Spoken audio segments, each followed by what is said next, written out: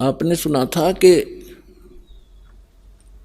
जैसे कर का जहर का रंग होरी हो, कहो कौन तिस खावे राम रंग होरी हो। अब जैसे जरा सा भी कोई पाप आप करोगे, आपको ऐसा लगेगा जैसे ये विष का कण है।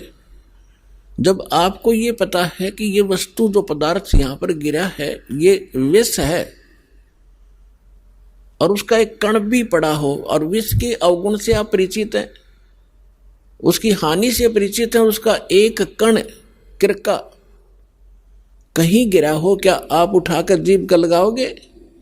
उसको उठाकर ऐसे स्थान पर दबाओगे किसी और के भी हाथ ना लग जा, और अपने हाथ में भी 6 साबुन से धोओगे।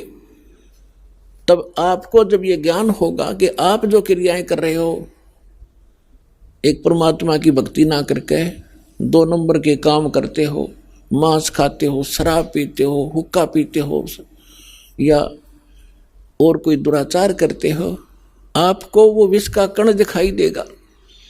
और जो व्यक्ति बुद्धिमान होता है, जैसे बालक तो गलती करते हैं, वो विष भी खा जाते हैं, मर जाते हैं, खाएंगे तो मरेंगे भी। और जब वो बच्चे बुद्धिमान होते हैं, कुछ सियाने होते हैं, फिर उनको पता चल जाता है कि ये सर्प है, ये बिजली है, ये विष है, और पहले वो उन्हीं को पकड़ लेता और मर जाता है।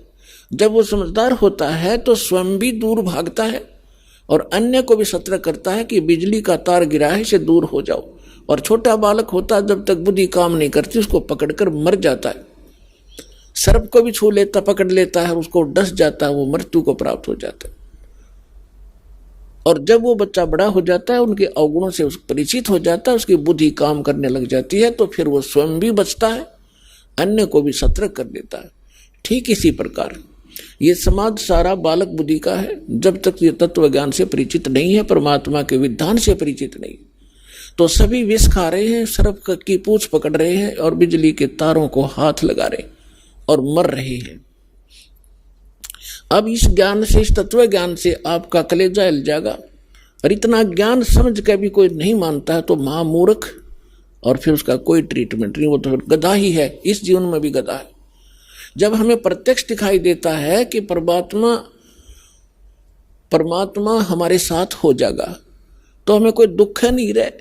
राजा भी भगवान की खोज में फिरता है, कोई संतों से मिलता है, कोई जंतर मंत्र कराता है। राजा से बड़े तो आप नहीं हो सकती प्रजा, ना सुखी हो सकती जैसा तुम मानते हो। राजा भी अपनी आपत्ति में परमात्मा की आड़ लेता है, और आपको सीधा ही भगवान मिल रहा, तो फिर आपका कौन सी कमी आवेगी, ये विचार करने की बात है। पहले तो दास आपको परमात्मा के विधान और इस ज्ञान से इतना परिपूर्ण कर देगा कि आपके हृदय में ये पक्की बात समा जाएगी कि कबीर इज गॉड, और ये रियलिटी है, वास्तविकता भी है। और फिर ये ऐसा प्रमाणित कर दूंगा कि ये भक्ति है, ये विधि है भक्ति की, और विधि नहीं है।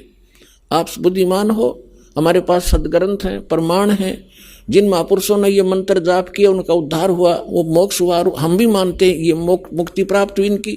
उनके अतिरिक्त कोई मोक्ष प्राप्त प्राणी नहीं है। चाहे वो सिद्धि कितनी ही कर गया हो, चाहे वो कितने चमत्कार दिखाकर मर गया हो, लेकिन वो मोक्ष प्राप्त नहीं है। तो फिर कौन सी समस्या रहेगी? फिर मूर्खता की। जानबूझ साची तजय और करे झूठ तने, ताकि संगत है प्रभु, फिर सोपन में भी ना दे।